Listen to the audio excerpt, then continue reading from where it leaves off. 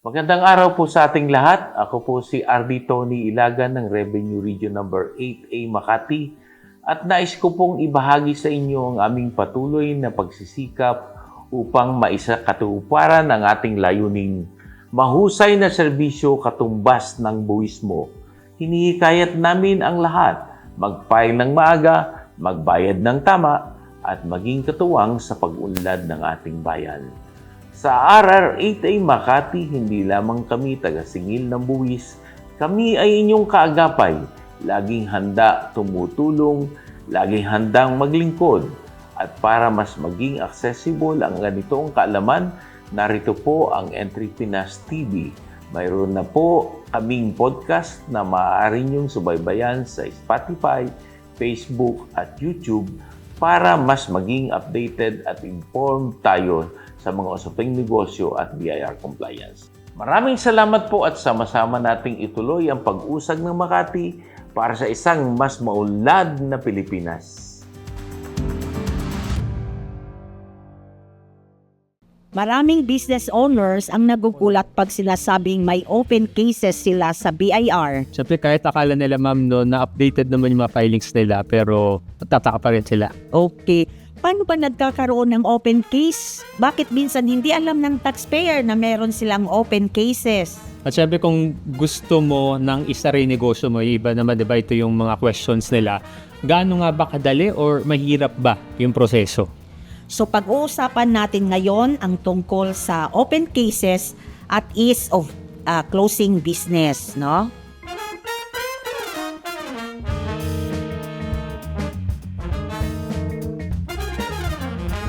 So welcome to Entry Pinas TV podcast where we simplify business, taxes, and government regulations. So this episode is brought to you in partnership with Bureau of Internal Revenue, RDO 50, South Makati. And of course, we are joined today by our guests and friends from BIR.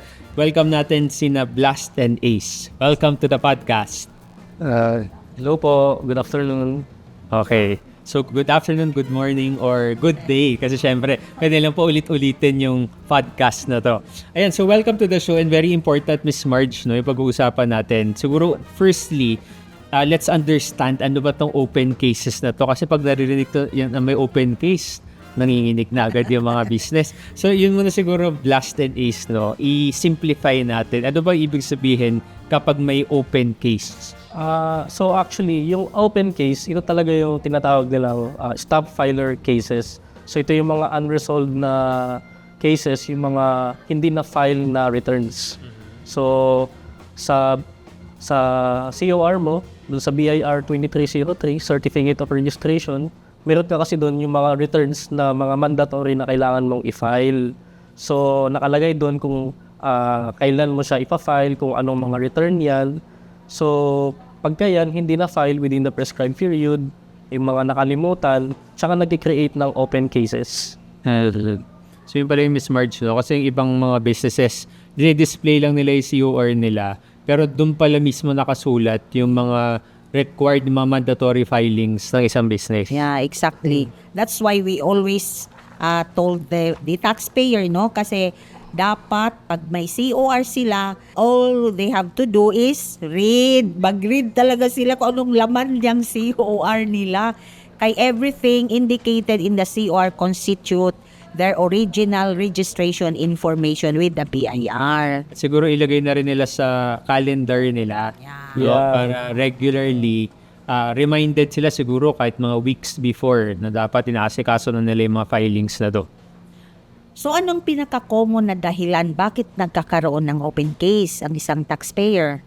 So actually, yung mga common na mistakes ng mga taxpayers, yan, nakakalimutan nila na mag-file. So minsan hindi din nila, kumbaga hindi sila masyadong knowledgeable kumbaga yung mga returns na kailangan i-file, kumbaga may quarterly pala, may monthly pala yung ganitong return, kagaya ng mga 1601C, monthly pala yung fina-file. So, akala nila may hanggang quarterly lang, pati yung 1601E, akala nila quarterly lang, pero may 0619E na monthly din. So, yun yung mga kadalasan na mga mistakes ng mga taxpayers Kasi ang sikat lang naman na tax type natin, yung income tax, tsaka yung mga percentage tax or value-added tax. At saka may possibility din na nag-file, pero ito yung tinatawag mo kanina, stop filer cases. So, nag-file ang taxpayer, but mali ang information indicated doon sa, like for example, may case noon, religiously filing ang taxpayer, pero maraming open cases siya. So, nung pinadalhan siya ng sulat ng TAMP officer, dinala niya yung mga photocopy ng tax returns niya. Only to find out ang reason bakit ay narambol ang TIN. Yeah, kasi pag hindi correct ang information indicated on the return, like for example, 'di ba, mali ang tax type, kasi possible 'yan. Then mali ang TIN, period, or anything information doon sa return na mali ang pagka type or sulat, hindi magtugma sa information doon sa system ni BIR. So, ang tendency, pupunta siya sa suspense file. So, nandyan ang return, pero hindi mag-reflect doon sa system kasi mali ang information, hindi swak or nag-reconcile doon sa information in the BIR system. Yung process, no, kung paano i-sara or i-reconcile yung open case. But before we go there, paano ba malalaman ni taxpayer muna na meron siyang open case? Ano yung matatanggap niya or saan niya malalaman? Bago kasi dumating dito sa DIR, what we encourage for the taxpayer is sila mismo mag-monitor. Yun yung pinaka-effective and efficient. Hindi nila kailangan munang pumunta dito, but rather, i-monitor nila, ito yung tax types ko ngayong month na kailangang i-file, meron ba akong filing, meron ba akong wala. And then, kasi that corresponds din kung paano nila i-file yung mga itatago yung mga na-settle remedies. And then, if they want to know yung compliance nila sa office, they could always visit naman the office sa compliance actually where they check, pwede yung may check yung meron ba kaming open cases, pwede silang magparun sa system natin para ma-check kung meron silang open cases. And also, sabi nga ni Ma'am, meron din tayong monitoring ang office na periodically we notify yung mga taxpayers pag merong mga na-account na open cases yung mga taxpayers. Paano nagdo-notifies? Anong means? Letter ba yan? Letter. Actually, sa mga sa mga TAMP taxpayers, tsaka mga top taxpayers, so may mga assigned na mga revenue officers to monitor their filing. So, dun sa mga non-TAMP naman, it is best na they should personally monitor their filing of tax returns. And then, kagaya na nga ni Ma'am Blas, para masigurado nila na wala talaga silang open case, pumunta sila sa RDO kung saan sila registered at tapos pumunta sila sa compliance section para magparan ng open cases. Meron bang way na makita siya sa mga online platform ng BIR kung may open case? Yung access ng taxpayer, as of now, Wala pa as of wala. The access is through the office, so either also they could email din, Ma'am, no? Pwede din ba yun sa hindi yan pwedeng sa online. line up? So, it should be the taxpayer who will be asking direct, requesting. Otherwise, may SPA siya para sa authorized representative. Okay. At saka yung sabi natin kanina na mas-suspense file. So, ang mga possibilities although nag-file nga, pero wala, nasa suspense file because of erroneous information indicated on the tax returns. So, yun ang mga possible, di ba? Tama yung sinasuggest mo na may periodic or may monitoring sila. Kasi, like on that case, no? Doon, actual talaga ito. Siya yung religiously filing but without her knowledge na nung pinadalhan na siya ng letter ng TAMP officer, doon niya nalaman na marami siyang open case, kaya pumunta agad sa office, dala-dala yung mga returns. Pero yun nga, hindi na-check. Kaya i-advise natin at mga taxpayer na bago pag-fill out ng return, before signing the tax return, they should validate muna nila. Reviewin muna, baka mali. nakalagay doon, 0 transaction, yung pala may sales siya.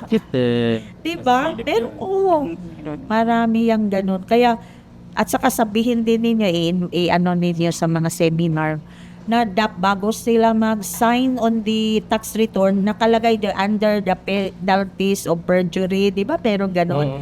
I'm signing, the correctness of the tax return, tapos Hindi po yung napirma. pirma, may note. Merong note doon ba, Disclaimer na. disclaimer na, balik, pag once you sign your signature doon, inano mo vouch na tama yung return, mali pala. Na-suspense file.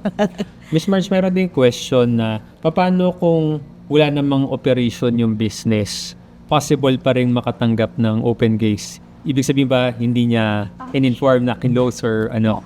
Actually, yan yung madami kaming na-encounter during officer of the day duty namin na, Ma'am, hindi naman ako nag-operate. Nag-register lang ako, hindi ako nag-operate. Kaya lang sa amin naman po, kasi kahit mag-operate or hindi, si business owner or si professional, once na nag-register siya, yung tax type na required niyang i-file is tumatakbo na siya.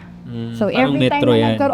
every time na nagkaroon ng due date at hindi siya nag-file, nag-create siya ng open case.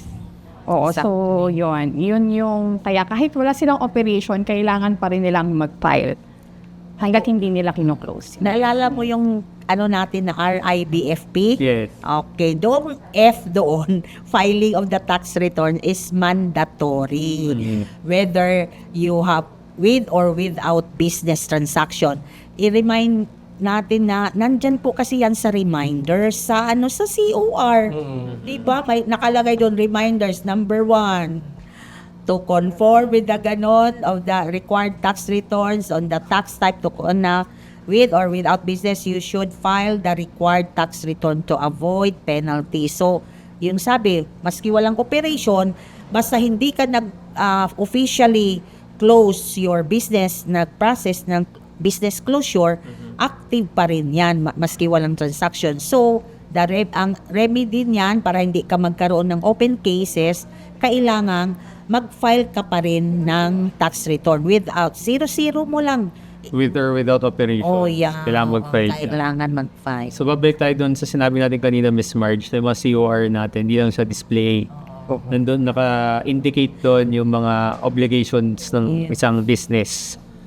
Okay. So, ayun nga. So, hindi naman bago sa pandinig natin na kapag pinag-uusapan yung open case, laging merong fear among the taxpayers siguro. No? So, let's try to address this fear. No? Ano ba yung naririnig ninyong mga misconception kapag pinag-uusapan yung open case? Yung mga misconceptions na yan, yun nga, yung mga akala nila hindi na magpa-file kasi nga walang transaction yung business. So yan yung mostly talaga na nagiging concern ng mga taxpayer pag nagko-compute kami sa duty. Ganyan. So yan, na-discuss naman kanina na whether or not may sales or may transactions yung taxpayer, they should file within the prescribed period. Yung mga corresponding na returns na yan. So yun lang naman. Tsaka yung mga open case, isa pa, may tinatawag na accounts receivable. So kapag nagparan ng open case yung yung taxpayer, minsan may nakalagay doon, hindi lang owe. Kasi yung ang tag natin sa mga unfiled na returns is owe. So pag C naman closed, so ibig sabihin filed siya. So that's open or closed? Yes. May AR naman na another classification. So yung AR naman, yun yung mga final ng taxpayer pero nasubmit siya sa filing but not paid. Kaya nagkakaroon siya ng accounts receivable sa ledger namin. So ang kailangan gawin ng taxpayer dyan, i-present niya yung proof of payment niya sa amin para hindi siya mag-accrue ng penalties. Yun lang naman. Tama yan. Tapos may, Miss Marge, may narinig pa ako dati na kapag open case, naku may kaso ako. Kasi case na. So, i-address natin. Hindi. Yun yung technical term kasi na ginagamit natin every time nagkakaroon ng due form return for filing. Oo. So parang that has been the technical term na ginagamit, but it's not a legal yung case before a court or Gamitin ng BIR. Pending. Kasi case yun. parang unfiled return. Yun nga eh. Kasi Alam mo, totoo yan. Kasi nung one of the lectures yung sa office, may nagsabi ang taxpayer, "Ma'am, wala po akong kaso. Bakit sabi ko yan?" Ay, ma'am, hindi po kaso na kaso. Ano po yun? Ang ibig sabihin ng open case, you are mandated to file this tax return and you failed to file on time. Kaya nag-o-open case. So, hindi po yan mga kaso, ma'am. Siguro baka pwede maglabas ng infographic ang BIR. Oo, tama. Pwede din. Oo. Sige, ano namin sa Ilalabas tayo sa management. Entrepinas. Sa Entrepinas. parang yung open case natin ay. Totoo, possible yung kasi na nangyari talaga yun. Anyway, intimidating talaga yung Kasi case at word, no? Siguro while we're at it, may mga ibang fear din. Since nasa fear tayo na usapin, na-intimidate sila dun sa mga how do I say it? Like yung mga forms mismo, yung mga numbers. Hindi nila alam kung ano yun. Meron bang listahan na pwede nilang makita para mag-get sila? Ano ba tong sinasabi nung taga-BIR na form ganyan-ganyan? Yung forms naman natin, actually, yun nga, so may mga nomenclature tayo ng 1702Q, 1701. Itong mga forms naman na to, lahat ito available sa website ni BIR. So siguro we would encourage everyone to check our website. So meron tayo dong separate tab for the BIR form. So nandun yung explanation kung para saan yung form, kailan siya pina-file. Nandun din kung ano yung form mismo na kung ano yung itsura ng form. Actually, yung magkakaibang version niya since nag-update tayo, nandun din siya sa website. So, something siguro na to be simplified, pero basically yung description and kung para saan yung mga forms na yon, na andun po siya readily available sa website natin. Nasa website naman pala. Sana may infographic na rin. Kasi very visual ang mga Pinoy. At saka yung return, di ba, may yung name sa return. Aside from may BIR form number 2303. Sa gitna noon nakalagay Certificate of Registration. So ang BIR form 2303 is a Certificate of Registration. Yun yung dinidisplay nyo. Kailangan yung basahin lang. Yun ang Bible ng taxpayer. Yun yung foundation yun. Okay. Meron ba bang mga fears? Or parang na-address naman na natin Sa mga open case. sa open gates? Kung meron man i-comment ng mga viewers natin para ma-address ng BIR. Pero Miss Marge, ito rin, recently may nabasa tayo na infographic from BIR about closing business na mas magiging mas madali. So ano ba yung bago dito? Anong Ease tamang of closing proseso? business. Okay. So dito, may bagong labas si BIR ngayon. So ito yung RMC 47-2026. So otherwise known as ito yung mga it is the simplified and streamlined guidelines and procedures in the closure and or cancellation of business registration dito sa BIR. So dito lang naman ang kabuuan na sinasabi nito, yung mga taxpayers mabilis na mag-file ng closure, pero dapat kailangan nilang isubmit muna yung mga documentary requirements nila. So kagaya nito, application for registration information, yung BIR form 1905, kailangan nila yan kasi doon nila nilalagay yung intent nila to close yung business. So list of ending inventory para sa mga taxpayers na mandated na mag-submit ng mga inventory lists. And then yung mga list ng mga unused invoices. Kailangan ibalik lahat yun, di ba? Ipapakita nila sa amin yung mga Sisirain yun, di ba? Opo, sisirain yun tapos isa-certify namin na unused talaga. Okay. And then kailangan nilang ibalik sa amin yung original na na-issue na COR, authority to print, tapos yung mga notice to issue invoice, ito yung kulay green na binibigay sa mga taxpayers, yung malaki. Tapos ito yung ito yung mga permit to use for CRM-POS, tsaka yung mga electronic invoicing or receipting system certificate and permits to transmit. Ito lang naman. Tsaka isa pa, pag na-comply na nila, Applicable lang. pag applicable lang naman yung dalawa. Isa pa, after they comply all the documentary requirements, kailangan nilang ma-close muna lahat ng mga open cases nila. So bago mag-run yung 3 working days na pag-process ng tax clearance. Kasi hindi naman ma-register yung tax type ng taxpayer kung may open case pa. And yung reason din ba, Miss Marge, kaya natin pinag-uusapan to, kasi kapag hindi mo pa kino-close yung business mo, akala mo parang wala kang operation, tapos hindi mo kin-close, ongoing yung open cases papasok. Tama ba? Yun. Kasi active ang status mo doon sa Dagdag system. ko lang din dun sa requirements. So, usually naman yung businesses natin, di naman yung presidente ng kumpanya yung pupunta or yung the entrepreneur himself. Make sure lang po na whoever is your representative na pupunta sa magpa-process ng mga transactions related dun sa magiging closure is meron silang authority from the taxpayer mismo. PA kung individual na taxpayer or secretary certificate, ba kung corporate naman or non-individual yung nire-represent para lang para ma-assist sila at ma-process kung ano yung ipaprocess nyo dito sa akin. Ito, Miss Marge, speaking from experience. Akala ko kasi nasara ko na lahat. Sa business permit lang pala yung nasara ko sa LGU. So, ongoing. Pas nakatanggap ako ng love letter. Di nangatog na naman ako. Sabi, ano na naman to? Tapos yung pala, hindi ko pala na-close. So, meron ng parang ilang quarters. So, kaya di ba yung pagkakalimot mo, magbabayad ka tuloy. So, kailangan from opening to closing. Ganun talaga. Pulito.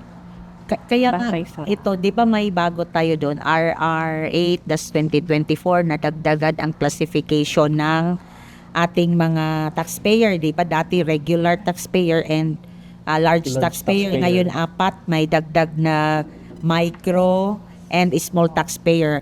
Ito ang maraming may open cases dito kasi ito yun silang mga type of taxpayer wherein pareho niyan practice of profession, mga real estate broker or agent, insurance agent. Sila lahat yun. At saka minsan yung mga, di ba sa school yung entrepreneur na mga courses, at last year nila mag-open sila ng business tapos ay nakakalimutan nila mag-close.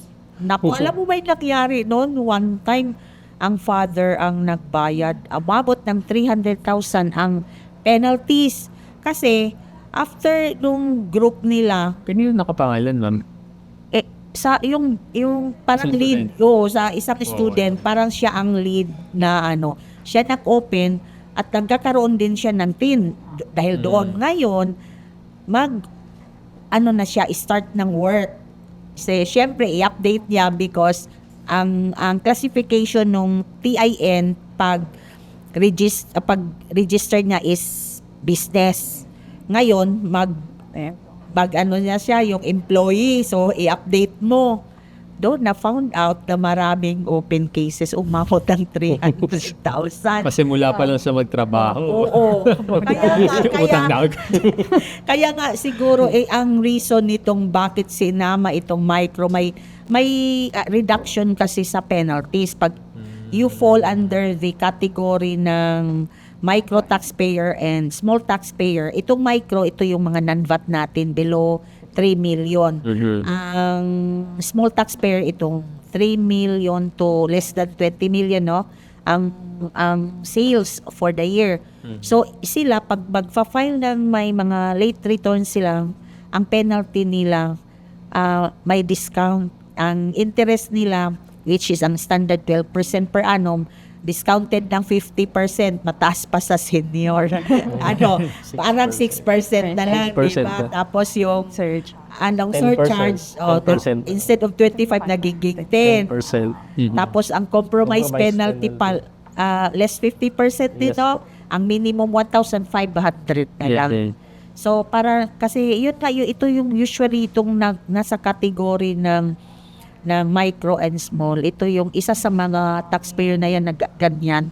Kaya kawawa din naman. Kasi ano rin yung mga MSMEs natin, lalo yung si micro and small. Oo. Sila yung maliit lang yung team, minsan yung owner, sila rin mismo yung nag-aayos ng compliances nila. So minsan nakakaligtaan. Nakakaligtaan. Or meron din kasi na out of necessity kailangan nilang mag-register yung mga agent, kahit mga exclusive agent sila ng isang developer, for example, kailangan nilang mag-register as professional. Oo, yun. Kasi hindi ma-claim ang commission. Oo, Kasi hindi si company ang nagpa-file Oo, kasi hindi. hindi sila employee. Oo, so kailangan nilang mag-file. Yun yung usually nakakalimutan. Umalis na sila dun sa umalis na sila doon, and then pero going on pa rin yung open cases nila.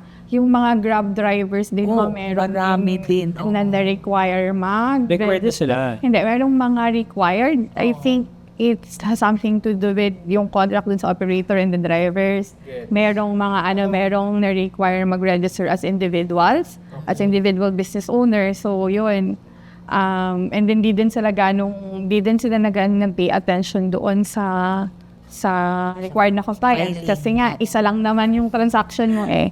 So, Naalala ko tuloy yung isang conversation online. Siguro as we wrap up din, Miss Marge, may nabasa akong isa na sana daw baka in the future makonsider ng BIR na para siyang billing na parang since nag-file ka ng ganyan, ito na yung mga kailangan mong bayaran for this quarter, mga ganyan. Kahit sa app, wishlist lang naman daw. ting idea. Oo, parang meron din from their end, nakikita na nila. Sa ito na pala, okay. Actually sa ibang countries, merong ganun. Yung dating sales tax natin, di ba? Baka naman. Baka kung commissioner. Simula na Makati. Joke only.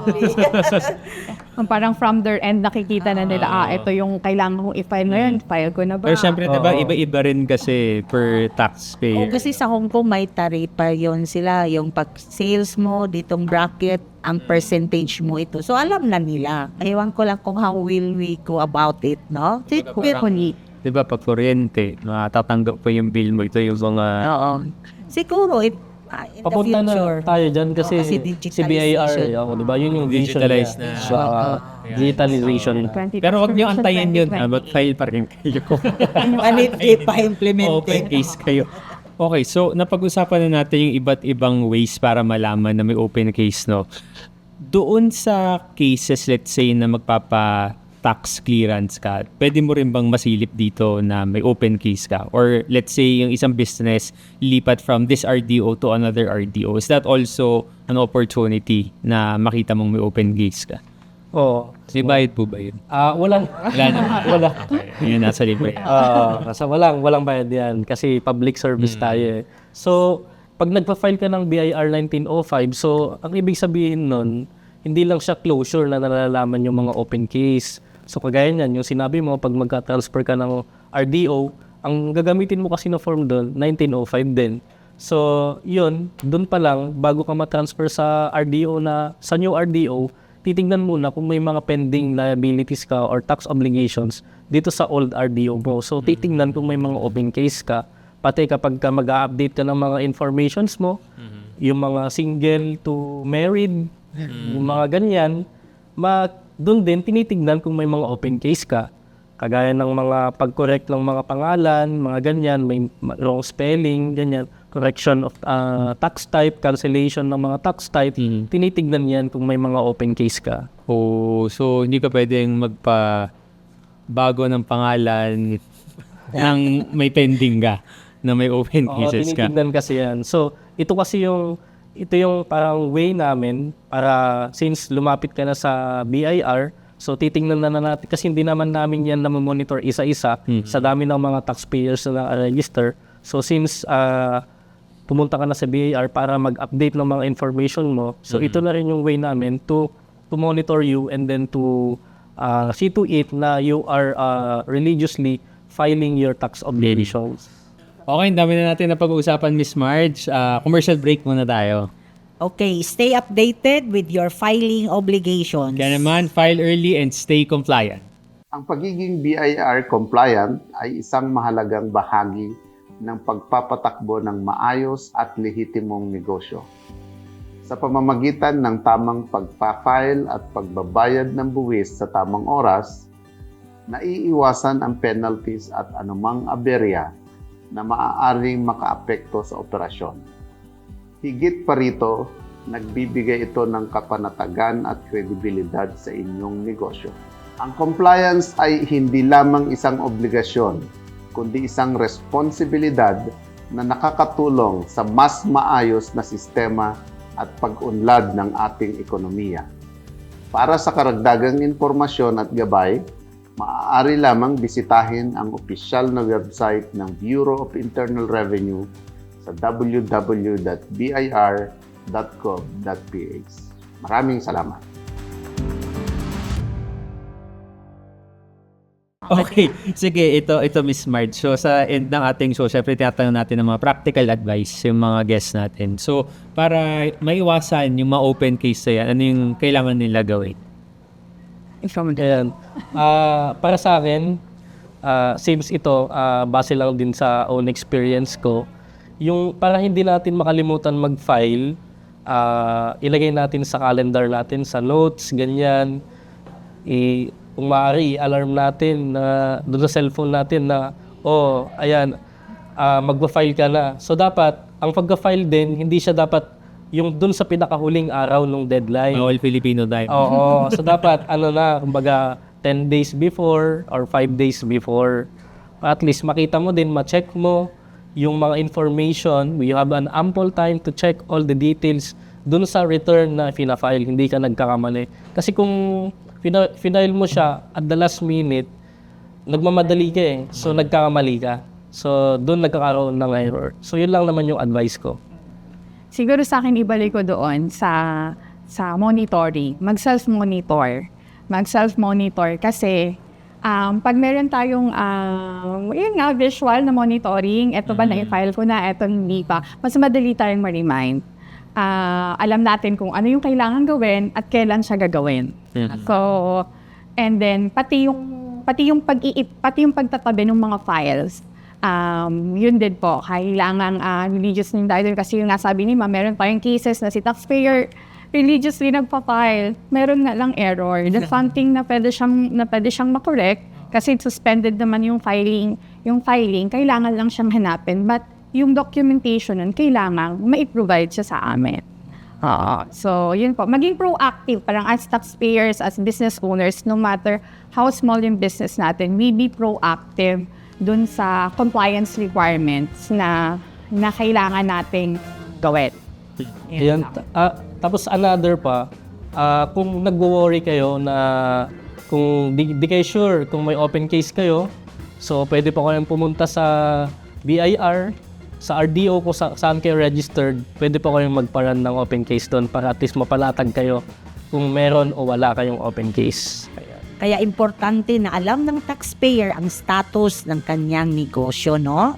At syempre, mas importante rin, Miss Marge, na maayos ang compliance from opening hanggang closing ng business. Maraming salamat sa ating guest mula sa Bureau of Internal Revenue. Ayan, so thank you so much kina Ace at kay Blas. Maraming salamat. And thank you so much for clarifying all these important concerns.